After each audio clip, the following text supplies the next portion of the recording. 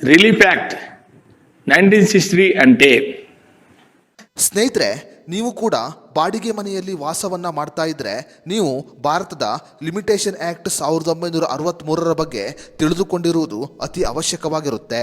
ಹೌದು ಸ್ನೇಹಿತರೆ, ಭಾರತದ ಲಿಮಿಟೇಷನ್ ಆಕ್ಟ್ 1963 ಪ್ರಕಾರ ಯಾವುದೇ ಒಬ್ಬ ವ್ಯಕ್ತಿ ಅಥವಾ ಕುಟುಂಬ ಕಳೆದ 12 ವರ್ಷಗಳಿಂದ ಒಂದೇ ಬಾಡಿಗೆ ಮನೆಯಲ್ಲಿ ವಾಸವನ್ನ ಮಾಡುತ್ತಿದ್ದರೆ ಆ ವ್ಯಕ್ತಿ ಅಥವಾ ಕುಟುಂಬ ಕಾನೂನುಬದ್ಧವಾಗಿ ಆ ಬಾಡಿಗೆ ಮನೆಯ ಸಂಪೂರ್ಣ ಹಕ್ಕನ್ನು ಪಡೆದುಕೊಳ್ಳಬಹುದು.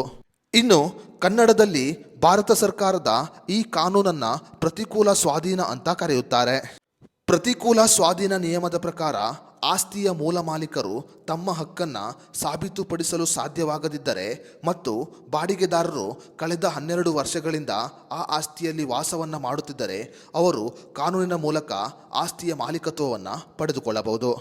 ಹಲವು ವರ್ಷಗಳಿಂದ ಬಾಡಿಗೆ ಮನೆಯಲ್ಲಿ ವಾಸವಿರುವವರು ಗಮನಿಸಬೇಕಾದ ಇನ್ನೊಂದು ಅಂಶ ಏನು ಅಂದರೆ ಲಿಮಿಟೇಷನ್ ಆಕ್ಟ್ 1963 ನಿಯಮ ಖಾಸಗಿ ಮತ್ತು ಸರ್ಕಾರಿ ಆಸ್ತಿಗಳಿಗೆ ವಿಭಿನ್ನವಾಗಿರುತ್ತೆ.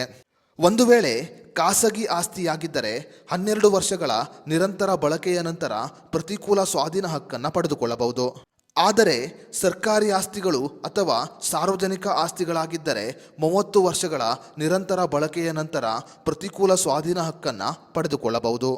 ಹಾಗಾದರೆ ಆಸ್ತಿಯ ಮೂಲ ಮಾಲೀಕರು ತಮ್ಮ ಆಸ್ತಿಯನ್ನು ರಕ್ಷಣೆ ಮಾಡಿಕೊಳ್ಳುವುದು ಹೇಗೆ? ಲಿಮಿಟೇಷನ್ ಆಕ್ಟ್ 1963 ಅಡಿಯಲ್ಲಿ ಆಸ್ತಿಯ ಮೂಲ ಮಾಲೀಕರು ತಮ್ಮ ಆಸ್ತಿಯನ್ನು ರಕ್ಷಣೆ ಮಾಡಿಕೊಳ್ಳಲು ಈ ಕೆಲವು ಹಂತಗಳನ್ನು ಅನುಸರಿಸಬೇಕಾಗುತ್ತೆ. ಮೊದಲನೇದಾಗಿ ಆಸ್ತಿಯ ಮಾಲೀಕರು ಲೀಸ್ ಅವಧಿಯನ್ನು ನಿಯಂತ್ರಣ ಮಾಡುವುದರ ಮೂಲಕ ತಮ್ಮ ಆಸ್ತಿಯನ್ನು ರಕ್ಷಣೆ ಮಾಡಿಕೊಳ್ಳಬಹುದಾಗಿದೆ. ಹೌದು, ದೀರ್ಘಕಾಲಿಕ ಬಾಡಿಗೆ ಒಪ್ಪಂದಗಳ ಬದಲಾಗಿ ಕಡಿಮೆ ಅವಧಿಗೆ ಲೀಸನ್ನು ಕೊಡುವುದರ ಮೂಲಕ ತಮ್ಮ ಆಸ್ತಿಯನ್ನು ಮೂಲ ಮಾಲೀಕರು ರಕ್ಷಣೆ ಮಾಡಿಕೊಳ್ಳಬಹುದು.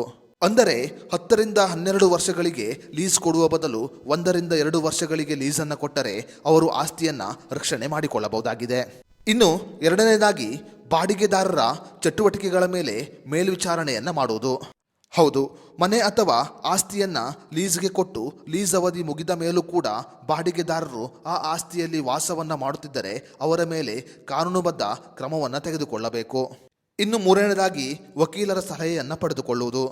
ಆಸ್ತಿಯ ನಿಜವಾದ ಮಾಲೀಕರು ಒಂದು ವೇಳೆ ತಮ್ಮ ಆಸ್ತಿಗೆ ಪ್ರತಿಕೂಲ ಸ್ವಾಧೀನದ ಪ್ರಕರಣ ತಲೆದೂಗಿದರೆ ಅವರು ತಕ್ಷಣ ವಕೀಲರ ಸಹಾಯವನ್ನು ಪಡೆದುಕೊಳ್ಳಬೇಕು. ಇನ್ನು ಭಾರತ ಸರ್ಕಾರದ ಈ ಲಿಮಿಟೇಷನ್ ಆಕ್ಟ್ 1963 ಕೇವಲ ಆಸ್ತಿಯ ಮೂಲ ಮಾಲೀಕರಿಗೂ ಮಾತ್ರವಲ್ಲದೆ ಬಾಡಿಗೆದಾರರಿಗೂ ಕೂಡ ಅಪಾಯಕಾರಿಯಾಗಿದೆ. ಹೌದು, ಲಿಮಿಟೇಷನ್ ಆಕ್ಟ್ 1963 ಕಾಯ್ದೆಯ ಪ್ರಕಾರ ಬಾಡಿಗೆದಾರರು ಅನಧಿಕೃತವಾಗಿ ಆಸ್ತಿಯನ್ನು ಹಿಡಿದಿಟ್ಟರೆ ಮಾಲೀಕರು ನ್ಯಾಯಾಲಯದ ಮೂಲಕ ಆ ಆಸ್ತಿಯನ್ನು ಮರಳಿ ಪಡೆದುಕೊಳ್ಳಬಹುದು. ಅನಧಿಕೃತವಾಗಿ ಯಾವುದೇ ಒಬ್ಬ ಬಾಡಿಗೆದಾರ ಆಸ್ತಿಯನ್ನು ಹಿಡಿದಿಟ್ಟುಕೊಂಡರೆ ಆತನ ಮೇಲೆ ಕಾನೂನು ಕ್ರಮವನ್ನು ಕೂಡ ಜರುಗಿಸಬಹುದಾಗಿದೆ. ಭಾರತದ ಲಿಮಿಟೇಷನ್ ಆಕ್ಟ್ 1963 ಬಗ್ಗೆ ಭಾರತದ ಕಾನೂನು ಹೇಳುವುದೇನು ಅನ್ನೋದರ ಬಗ್ಗೆ ಸಂಪೂರ್ಣ ಮಾಹಿತಿಯನ್ನು ನಾವು ಡಿಸ್ಕ್ರಿಪ್ಷನಲ್ಲಿ ನೀಡಿದ್ದೇವೆ. ಡಿಸ್ಕ್ರಿಪ್ಷನಲ್ಲಿರುವ ಲಿಂಕನ್ನು ಕ್ಲಿಕ್ ಮಾಡುವುದರ ಮೂಲಕ ನೀವು ಲಿಮಿಟೇಷನ್ ಆಕ್ಟ್ 1963 ಬಗ್ಗೆ ಸಂಪೂರ್ಣ ಮಾಹಿತಿಯನ್ನು ತಿಳಿದುಕೊಳ್ಳಬಹುದಾಗಿದೆ.